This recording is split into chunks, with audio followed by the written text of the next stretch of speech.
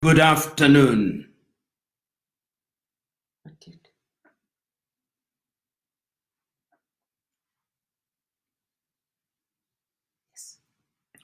Good afternoon, fellow Africans, wherever you are, whether you are in Johannesburg, South Africa, Luanda in Angola, Windhoek in Namibia, Niamey in Niger, Nairobi in Kenya, Nouakchott in Mauritania, or Tunis in Tunisia. I'm happy to join with you this afternoon to engage in a conversation that I have no doubt is significant to the people of Africa. It is also very necessary at this very introductory moment for me to thank the EFF, who have found it fitting to organize this conversation, which I think is as topical and as evergreen as it has ever been. The question that we want to interrogate today is Pan Africanism. And many scholars have said many things about Pan Africanism, and I will not therefore detain myself by defining what Pan Africanism is.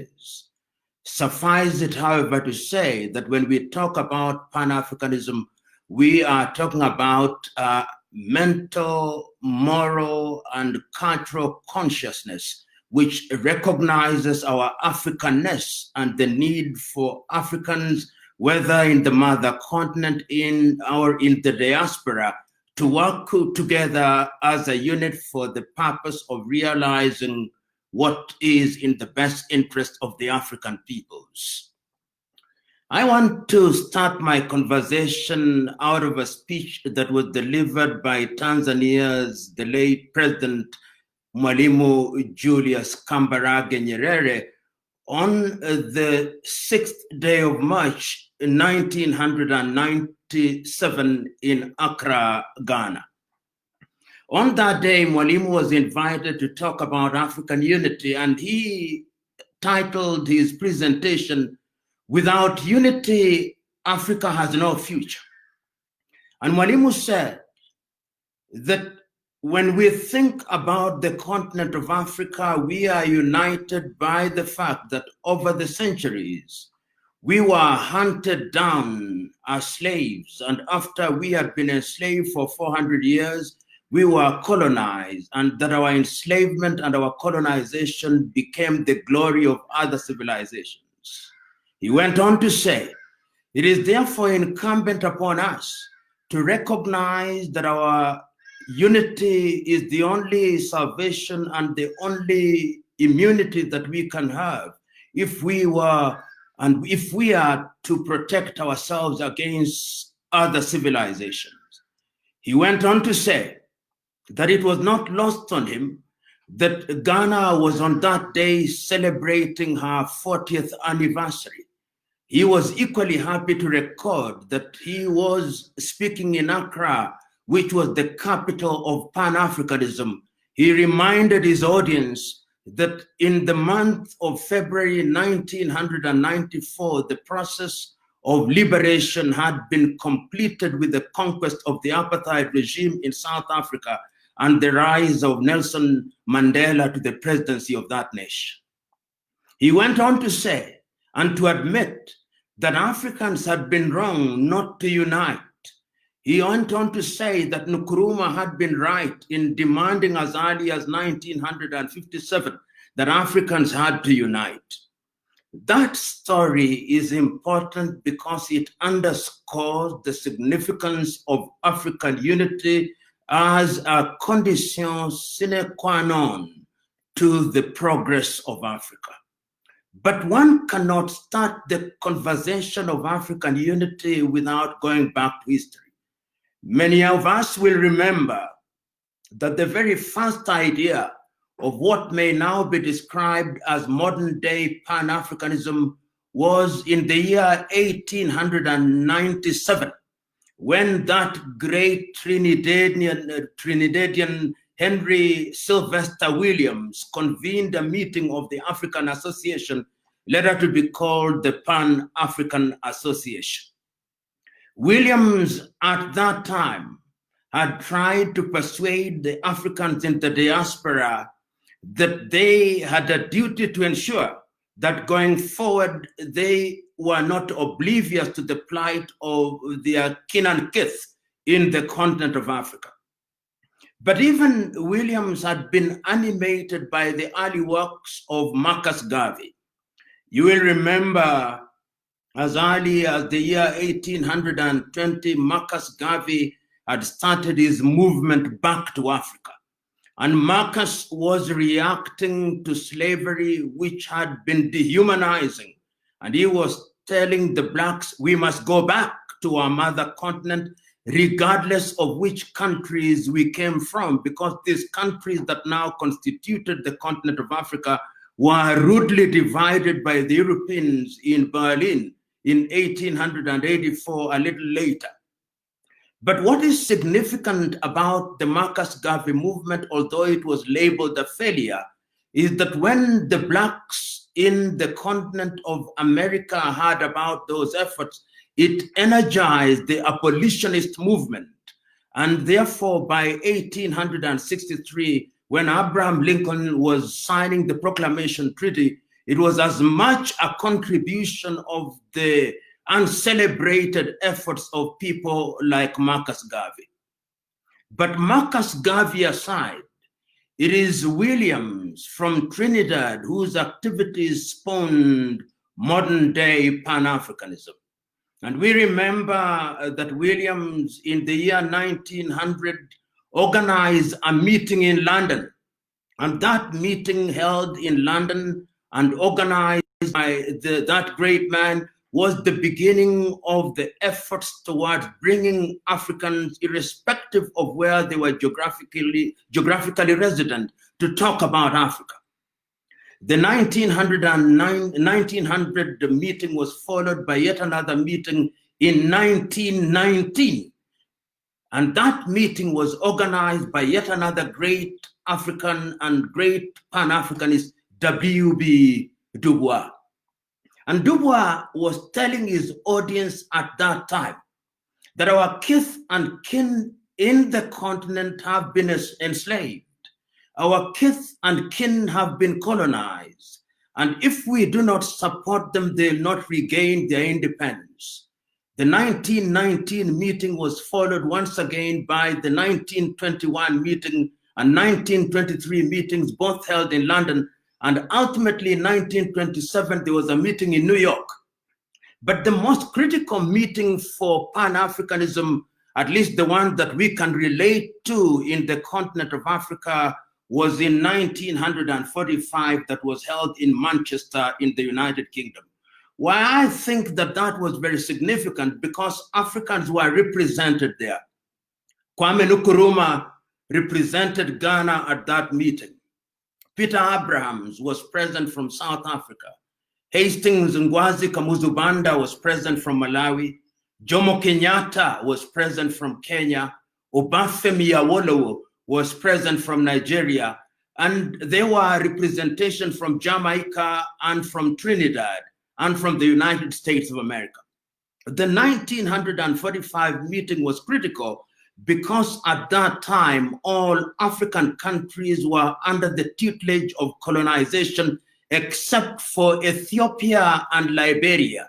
Liberia having been established as a settlement for freed slaves in 1847, and Ethiopia, of course, through the exploits of Emperor Menelik, had defeated the Italians at the Battle of Adwa and were never, therefore, successfully colonized. After 1945, the struggle for independence was moving in earnest. And I think that the World War had helped in this regard. The freedom of India in 1947 had also helped in making colonization as a form of control to be one that was not very attractive to the colonizing powers.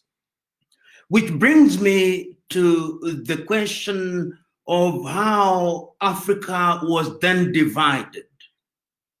Africa, as we know, was divided in Berlin in 1884, and it was divided at that time amongst the European powers, chiefly the United Kingdom, Spain, Portugal, Germany, and of course, the Belgians, through the activities of Leopold, sometimes referred to as Leopold of the Congo, had also succeeded. Of course, there were also other areas. The Arabs were present as colonizers in Zanzibar, the Omani Arabs. And we know that that particular exercise of the partition of Africa was deliberately designed to ensure that African countries were easy to manipulate. But as I've said, by 1945, the United Nations organizations having been established in San Francisco in the United States, and the Universal Declaration of Human Rights also having been endorsed in Paris, France in 1948, had recognized that colonization was dehumanizing. So that on the 6th day of March 1957, when Ghana regained our independence, Kwame Nkrumah was very clear. And I think Kwame Nkrumah is not credited as much as he should be in this struggle for Pan Africanism. If you listen to Kwame's statement or his speech on the day of the independence, he was as clear as he was passionate that the independence of Ghana meant nothing if the rest of Africa was not free. And he started in earnest to energize other African leaders. You remember that it is at that time that the French Fourth Republic was also being introduced with the return of Charles de Gaulle into power. And at that time, what majorly happened for the benefit of Africa was the decision of Guinea through Ahmed Sékou Touré to vote no, so that they could gain their independence. And by 1958, we now had Ghana representing the former British colonies as having regained our independence, and of course, Guinea-Conakry representing the former French colonies having regained their independence. And it is significant at that time that Kwame Nkrumah remains very faithful to his agenda, because in 1958 in Accra, Ghana, he calls a meeting, the All African People's Meeting. And what he is telling the leaders at that time, the leaders of the countries which were independent at that time, and in that meeting, the countries represented were Ghana, Guinea, Ethiopia, Sudan, and Egypt.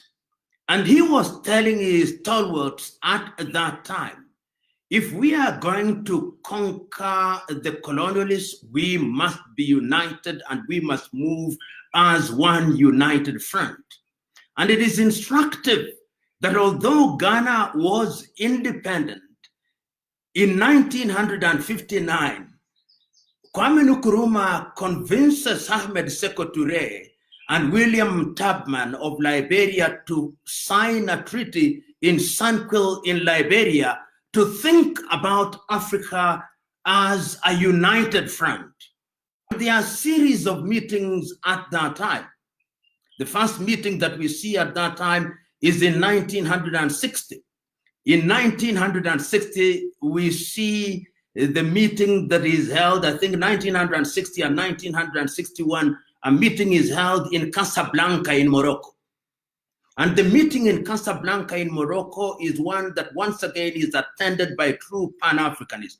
It must always be remembered that even as early as those days, the colonial powers were very clear in their agenda, which sometimes was subtle, sometimes was not very subtle, particularly the French. The French had succeeded in recruiting the leaders of the so-called independent in Francophone Africa, people like Félix Houphouët-Boigny, people like Sylvanus Olympio in Togo, and others. And these were essentially fifth columnists whose agenda was to torpedo the entire process of the fight against colonization. So that when the meeting is held in Casablanca in Morocco, at that time, and even before we go to Casablanca in Morocco, in 1960, there is another meeting in Accra, Ghana. And at that meeting, we begin to see people beginning to gain interest in the struggle for independence. And I go back to 1960 because Frantz Fanon is representing Algeria at that time, even before the Algerians have regained their independence. And this is going to be significant because the struggle for decolonization becomes the rallying point in the struggle to unite the African peoples. But we are talking about Casablanca. But the colonialists have succeeded in persuading some Africans that you don't need unity. What you need is nationalism. So that we have two groups in 1961. The Casablanca group, which comprises Algeria, Egypt, Guinea, and Libya. And then, of course, we have sometimes what is referred to as the Monrovia or the Brazzaville group.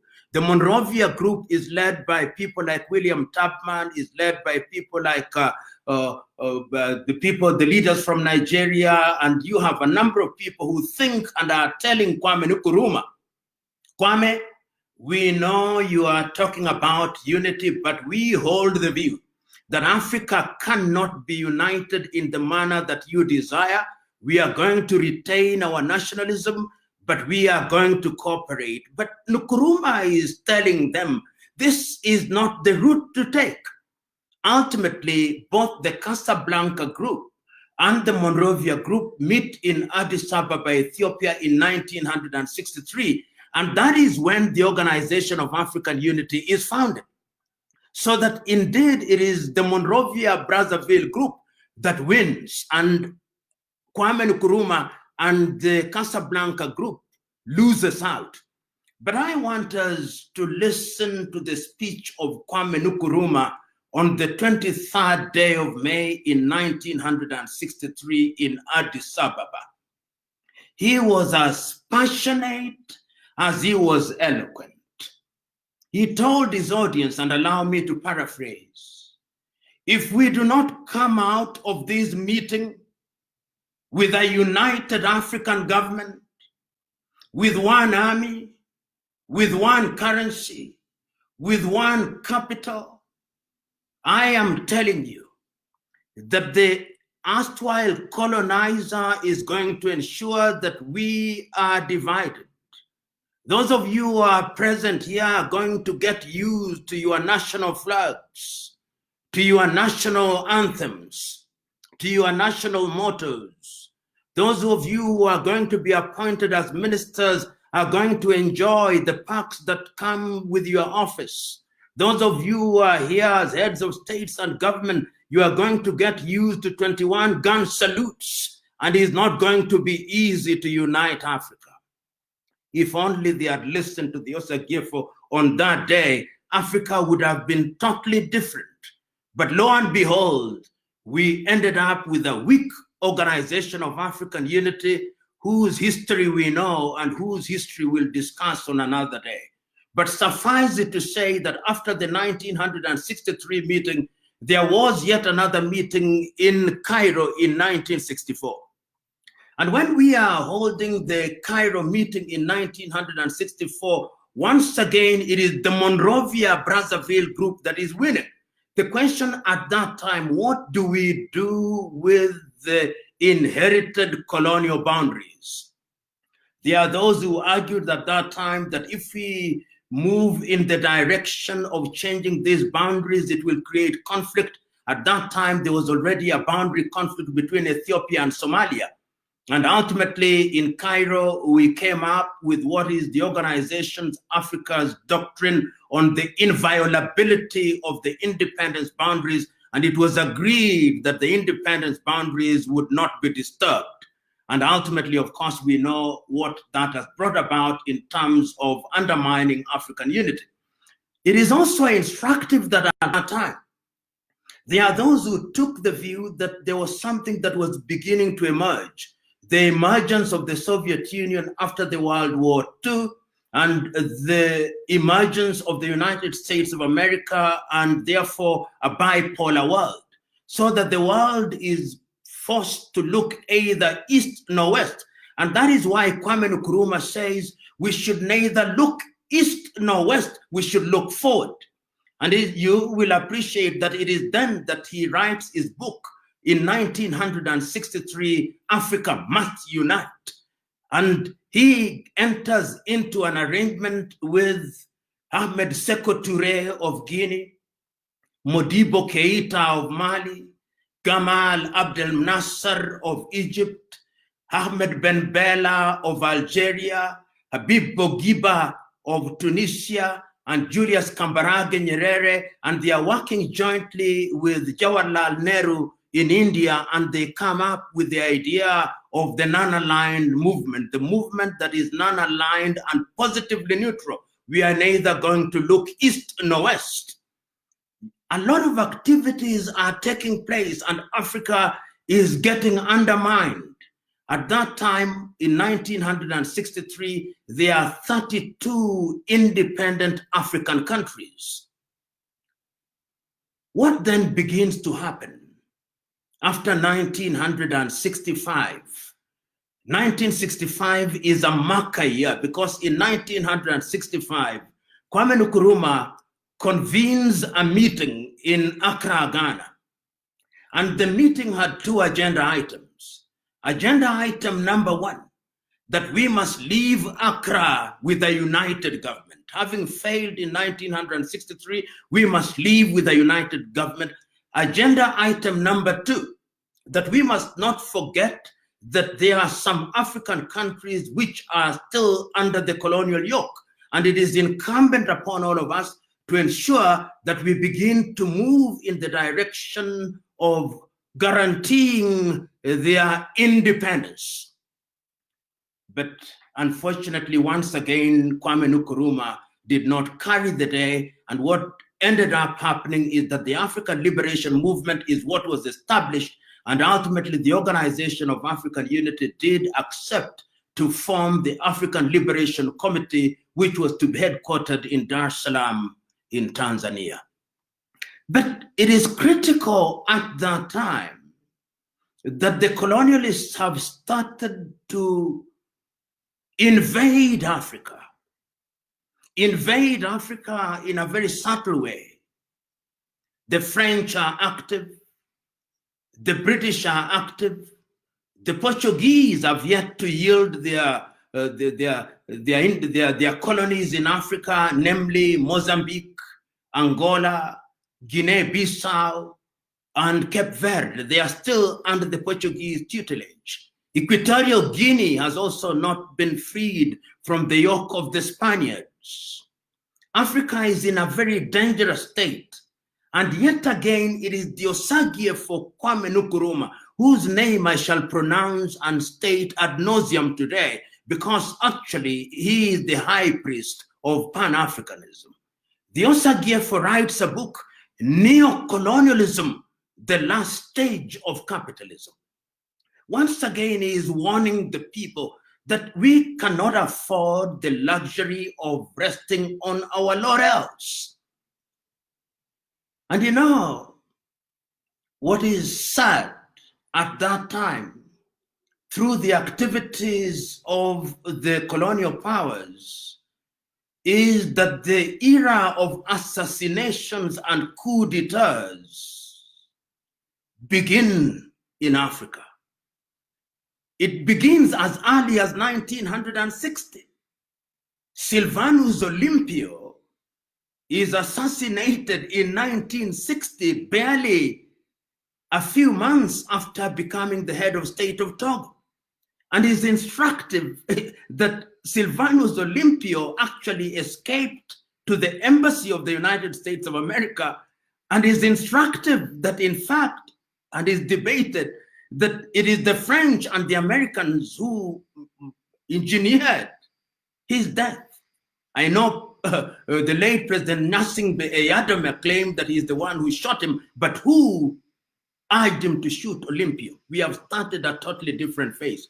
Olympio is dead in 1960.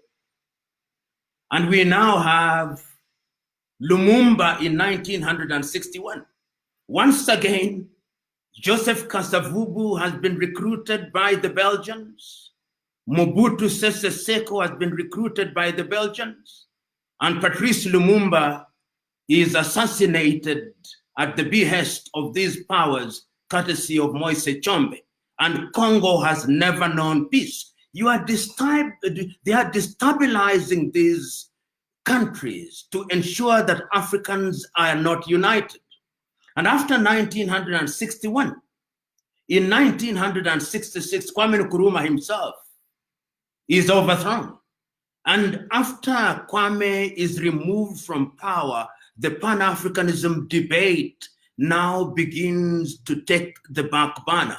I'm not, of course, unaware that people like Julius Kambarage Nyerere are still alive and well. But the truth is that with the death of Kwame Nkrumah, Africa is destabilized. We see now the frequency of coups, and some African commentators are now beginning to say that coups were as frequent as breakfast in Africa. Because immediately after Kwame is overthrown, in neighborhood in Nigeria, we see the departure of Nnamdi Azikiwe and Abubakar Tafawa Balewa. And after that, a series of coups in that part of the world. In Algeria, Ahmed Ben Bella is also overthrown. In Mali, Modibo Keita is also overthrown.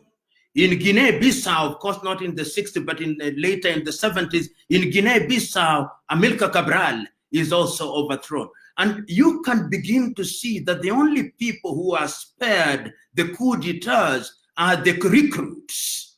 Recruits such as Felix Houphouët-Boigny of Cote d'Ivoire. Recruits such as Daouda Kairaba Jawara of Guinea. And others who are wishy-washy. People like Leopold Sédar Senghor, although he leads the Negritude movement, but is as much a Francophile as he pretends to be an African. So that there is a sense in which when you go into the entire Sahelian region, whether you are in Mauritania, we see a coup d'etat and the emergence of Mokhtar Ould-Daddah, and you go down there and you see the departure of people like David Dacko in Central Africa and the emergence of Jean Bedel Bokassa, and you go into different countries, you see changes have taken place, and all these are designed to undermine Africa. Meanwhile, the question that then arises is that Africa is divided into this new world. You will remember I talked about the bipolar world, the United States of America and the Soviet Union. They themselves are engaged in recruitment. And I think this is very critical so that we are better able to appreciate why the Pan-African movement is now undermined. We now have those who are aligned to the East and those who are aligned to the West, and Africa becomes a theater of conflict. And we have recruits such as Mobutu Sese Seko doing all manner of evil in the Democratic Republic of Congo, but you cannot remove them because the United States of America ensures that they are there. People like Jean Bedel Bokassa are cannibals, but you can't remove them. And even in the North, and sometimes I hear this debate whether our Arab friends are also candidates for Pan-Africanism. Permit me to remind my audience and you, kith and kin and brethren, that in the early days of the struggle, beyond being a Pan-Arabist, Gamal Abdel Nasser of Egypt was a great Pan-Africanist. Ahmed Ben Bella of Algeria was a great Pan-Africanist. Habib Bourguiba of Tunisia was equally a great Pan-Africanist.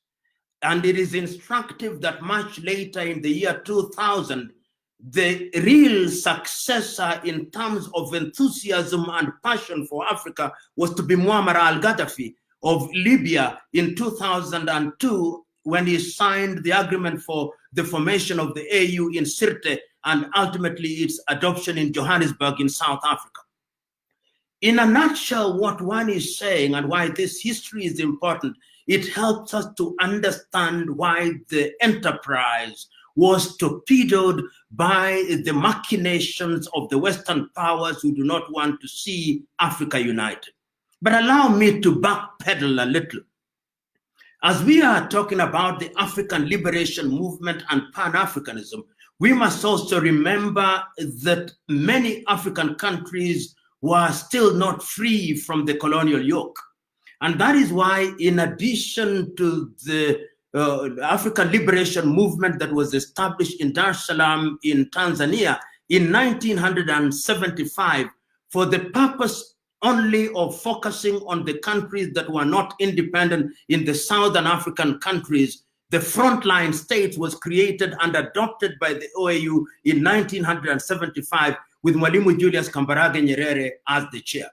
And the agenda of the frontline states, and which comprised Tanzania, Zimbabwe, Angola, Zambia, those states were mandated with the task of ensuring that Mozambique was free, Rhodesia then, which is Zimbabwe, was free, Namibia was free, Angola was free, and South Africa to be liberated from the apartheid regime. And it is critical to appreciate that it is the Pan-Africanist spirit that informed the formation of the frontline state. The apartheid regime was raiding these countries every so often. We remember at one time an armored column nearly reached Angola, Luanda in Angola. But ultimately, through the efforts of the frontline state, which was chaired, as I've said, by Mwalimu Julius Kambarage Nyerere between 1975 and 1985, when Kenneth David Kaunda of Zambia now took over. These were sacrificial. And they were designed to ensure that once we are all free, we can now unite and begin to look at the agenda of Pan-Africanism in the manner that was conceived in the 1960s, and if you go a little further, even in the 1900s. What then happened with the frontline state? Because I think this is very critical, because a lot of energy was being consumed by the countries which were still under the colonial yoke. In Angola, we see that even as we have parties that are fighting, there are some parties which are not Pan-Africanist. FNLA of Holden Roberto, UNITA of Jonas Malheiro Savimbi, and of course, we have Agostino Neto's MPLA. It succeeds because it is supported and it is assumed that Neto is going to join in the Pan-African agenda. Equally, when the Pan-Africanists are supporting ZANU-PF at that time, or the ZANU-PF and ZAPU at that time, it is assumed that after Robert Mugabe and Joshua Nkomo regain power from the Smith administration, they will strengthen the African movement. And equally, when we see in Mozambique, after the death of Eduardo Mondlane and the emergence of Samora Moises Machel, we are convinced that these are people who are going to be the engines of the struggle for independence. And of course, we also know that at that time, Sam Nujoma in Namibia is also ensuring that we are moving in that direction. So that in 1994, when Nelson Mandela becomes the president of South Africa and the apartheid regime has been decimated, we now know that indeed the Pan-Africanist movement, and when Mandela attends the Organization of African meeting in June in Tunis, Tunisia, and sits, Africa celebrates. It celebrates because there are now 53 independent African countries. No African country is under the colonial yoke. Of course, you now know that we are 54 countries, with South Sudan having broken away in the year 2011. But at that time, we celebrated because apartheid was over. And this once again brings me to the entire question of Pan-Africanism. It is something that is alive today as it was alive in the early days. Because I've mentioned South Africa a little bit, I want us to backpedal to the year 1906, just to inform us, particularly the younger Africans, that the idea of Pan-Africanism was an old one. You know, as I said a little earlier, in 1900, Williams from Trinidad was calling a meeting in London, and we had the meetings in Manchester, and we had all these meetings of the Pan-African movement. You remember in 1945, we talked about the Manchester meeting, the Pan-African meeting. In 1974, we had a Pan-African meeting in Dar es Salaam. In 1994, we had a Pan-African meeting in Kampala, Uganda. And in the year 2014, we had a Pan-African meeting in Johannesburg, South Africa. Where does that spirit come from? It came, as I've already said, in the 1900s, but I wanted to speak of an event in 1906.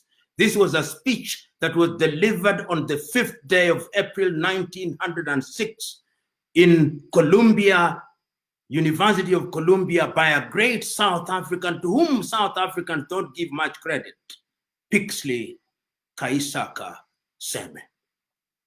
In that speech, which I commend to everybody, entitled The Regeneration of Africa, Pixley Kaisaka Seme looks at Africa and he says, among other things, that I look to the day when I go through the Sahara and I cast my eyes beyond Sahara and I go down into the Congo and I look at the lush equatorial of Congo and I go beyond that and look to King Chief Khama of the Botswana, and I go beyond that and I go to Angola and I go down to South Africa, that I look forward to the day when Africa will be regenerated. Pixley Kaisaka Seme is clear about the Pan-African agenda. So today, when we talk about Pan-Africanism against the history that one can only do justice to a certain extent, given the constraints of time, we find ourselves at a time when we have gone through those phases. Africa has seen independence. Africa has seen post-independence. Africa has seen coup d'etats.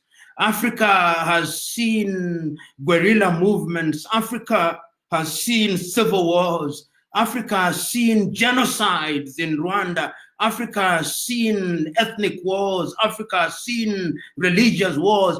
But amidst all these, there is a single spirit that remains alive and well. And that spirit is that we must be united.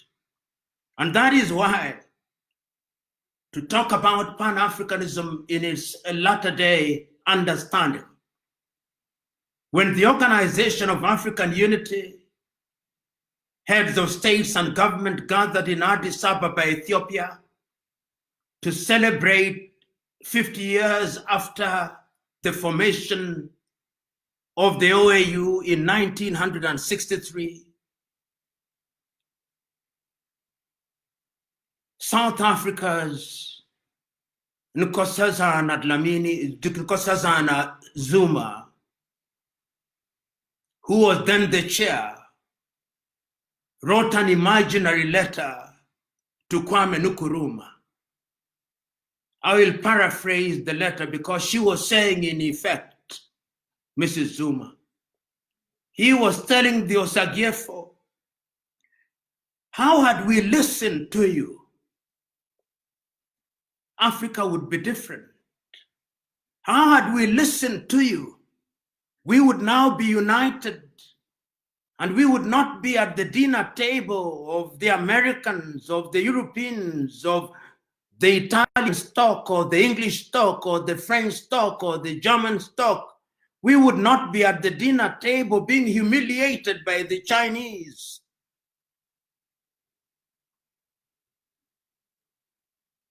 Zuma wrote that imaginary letter and said, but all is not lost.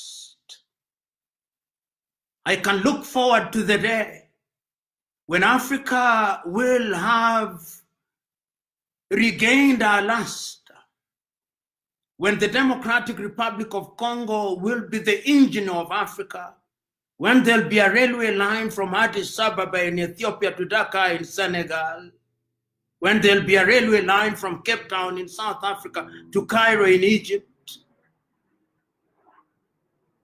Zuma writes that imaginary letter to Kwame Nkrumah. And I want to believe that that is the basis of Africa Agenda 2063. Because Africa Agenda 2063 is actually a rehash of what Kwame Nkrumah was saying in the 1960s. So that today, when we talk about Agenda 2063, we must see it in the context of the lost opportunity and the desire of Africa that by 2063, we will be united, but I hope that it will be sooner rather than later. That is how I understand the Africa Continental Free Trade Area signed in Kigali, Rwanda in the year 2018, which tells us that we must now unite. That is how I understand the Yamoussoukro Agreement, which say that the African skies must be open. That is how I understand the Maputo Protocol. That is how I understand all these protocols. That is how I even understood that earlier, the Lagos Plan of Action of 1980 of ensuring that Africa grows as one unit. Today, when we talk about Pan Africanism, we must remind ourselves that Pan Africanism is about uniting us. We must tell ourselves whether we are Africans in the mother continent, or we are Africans in the United States of America, or we are Africans in the Caribbean, whether you are in Jamaica, or Barbados, or Barbuda, or in Brazil, or in Europe, Africans in the diaspora. We are saying that the time is now when Africa must begin to rethink. We are telling ourselves that the parties that invoked the name of Pan-Africanism must now revive. Every political party in Africa must now ask the question, when will we dissolve all these boundaries? When will it be possible in the spirit of Pan-Africanism that I can move without let and hindrance from Johannesburg in South Africa through to Namibia, and from Namibia through to Lesotho, and from Lesotho through to Eswatini, and from Eswatini through to Mozambique, and from Mozambique through to Zimbabwe, and from Zimbabwe through to Angola, and from Angola to Equatorial Guinea, and from Equatorial Guinea I can move to Malawi and Zambia and have a detour of the Comoros, and from Comoros to Madagascar and to the Seychelles, and as I come up, I'm able to move into Tanzania and to the Democratic Republic of Congo, and I don't stop there. I move to Uganda, and I move to Rwanda and to Burundi and to Nairobi, move to Eritrea and to Somalia, and I don't stop there. I go to Djibouti, and from there I move to South Sudan and to Sudan, and I don't stop there. I go to Egypt, and I go to Tunisia, and I don't stop there. And I come down into Algeria, and I don't stop there. And I go to Morocco, and I don't stop there. And I go to Gambia, and I don't stop there. And I go to Senegal, and I go to Mauritania, and I go to Niger, and I go to Nigeria, and I go to Burkina Faso, and I don't stop there. I come to Central African Republic, I come to Cameroon, I come to Ambazonia, to Togo, Benin, to Liberia, and to Sierra Leone, and Guinea-Bissau, and to Liberia, so that I don't need a passport to move in that way. Today, Africa has currencies, which none of which is called a hard currency. We are here during the corona, and some of us are now trying to hoard dollars because our countries mean nothing outside of our boundaries. I look forward to the day, because that is what Pan-Africanism is all about.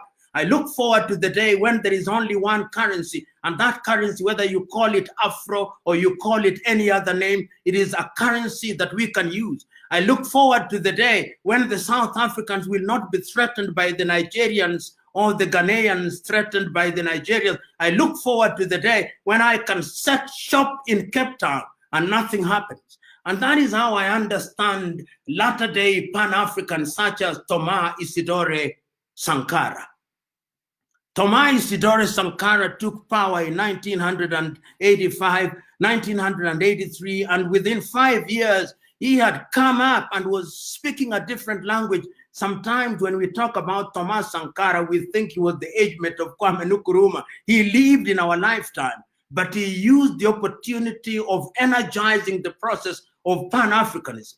That is why I understand latter-day Pan-Africanists such as my good friend Julius Silo Malema, who on a daily basis are telling Africans that our only salvation lies in our unity, are reminding us that we cannot survive the onslaught of the Chinese if we are disunited. We cannot realize our potential if we are disunited. I hold the view that Pan-Africanism is our avenue to success. I hold the view that Pan-Africanism must now be understood not differently, but in the manner that it was conceived by Kwame Nkrumah,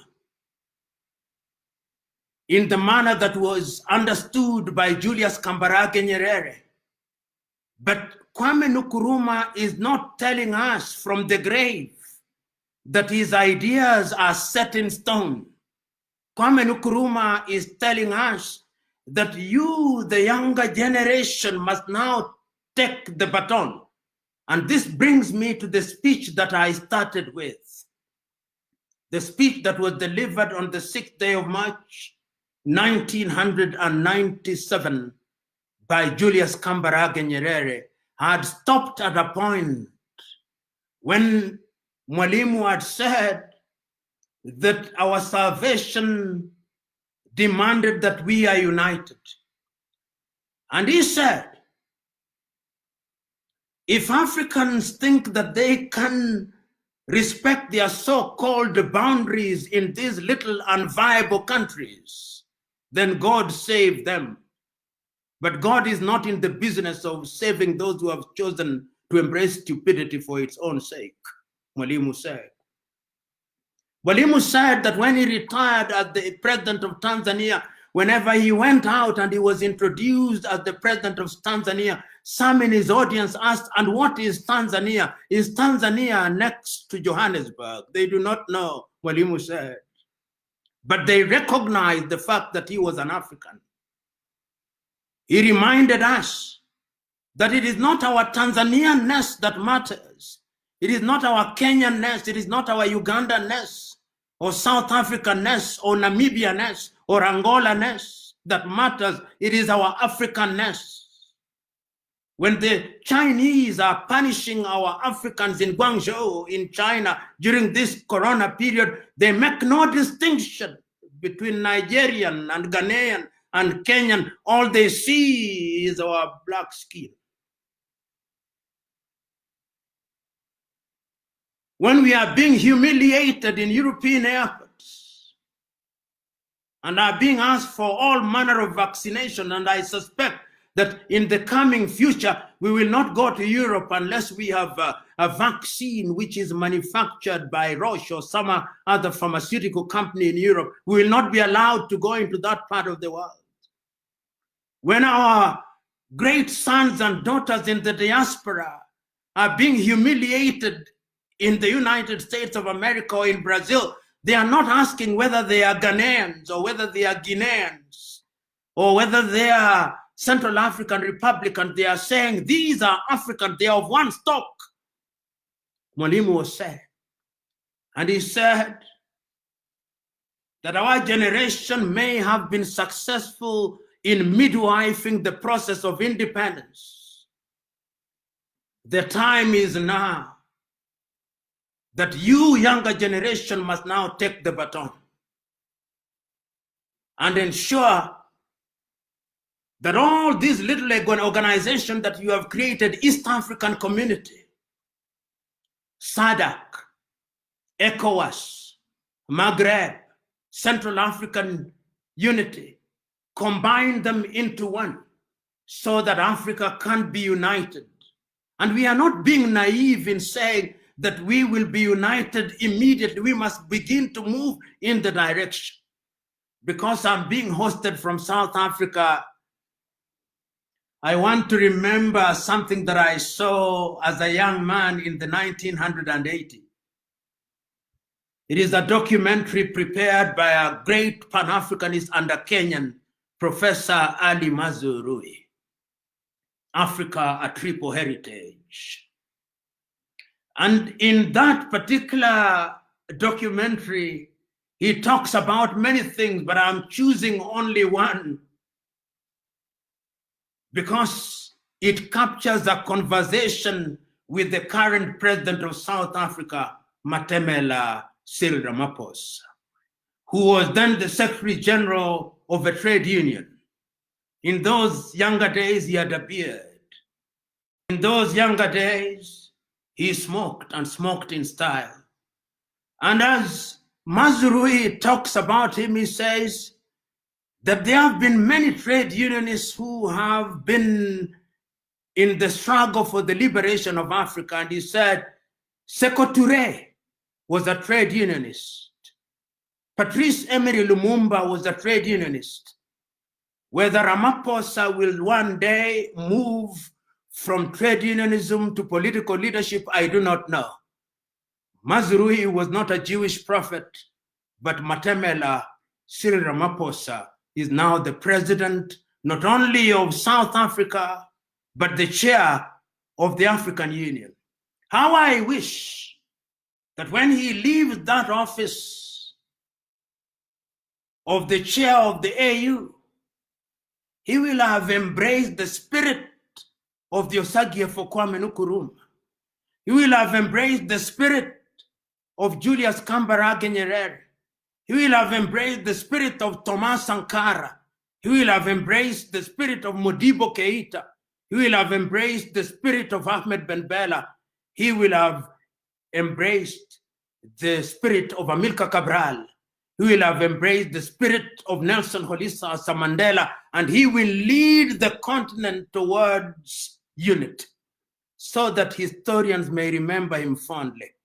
How I wish that Pan-Africanism going forward will mean that from today henceforth, wherever we are in mother continent, wherever we are in the diaspora, we will now begin to read from the same script, a script which says, our inherited boundaries mean little. A spirit which says that our unity must mean that we improve intra-African trade. A spirit which says that we must now have a single passport. A spirit which says that we must have a single currency. A spirit which says that we must standardize our education. A spirit which says that all the resources of Africa will be utilized for the benefit of Africa. A spirit which says that we shall not discriminate amongst ourselves. A spirit which says that there will be no xenophobia. A spirit which says that our success lies in our unity. A spirit which says that we shall no longer accept things that are conceived from Europe and America and swallow them lock, stock, and barrel. A spirit which says that our continent is capable of achieving for ourselves. A spirit which says that our men and women in the diaspora, who are some of our best brains, can have something to come back to Africa for. A spirit which says that united we stand and divided we fall. A spirit which says that Africa can actually survive. And that is why it gladdens me when I move across the continent of Africa now, and I see younger Africans whom you will never hear about in the newspapers, and I meet them. In the recent past, I've had the occasion to listen to great African minds. The lady who was dismissed by the African Union, Dr. Arikana Chihombori Kwao, who in the recent past has come out and made our position known against the French manipulation. I've met her. I've not only met her, I've also met and read great Africans. Nana Kobina Nkesia from Ghana, who has written about the need for Africa to have a different governance system. I've had the occasion of reading great Africans, such as the great Cameroonian, Achille Mbembe, who from Witwatersrand University writes about Africa. I've listened keenly to other great Africans. I've mentioned him before, Silo Julius Malema. Young Africans who sometimes may irritate us, but is it not our duty to be irritated by younger generation? In fact, I dare say that the young generation must only have one mantra and only one claim to fame, that they must irritate those who are in power so effectively and in such an organized manner that they'll have no choice but to do that which is good and right. I've met a young Zambian, Kelvin Kaunda, founded a university, the Eden University, teaching about Pan Africanism. I can go on and on, but there is no reason why we should give up. We should not give up on any one of us, because united we stand, divided we fall.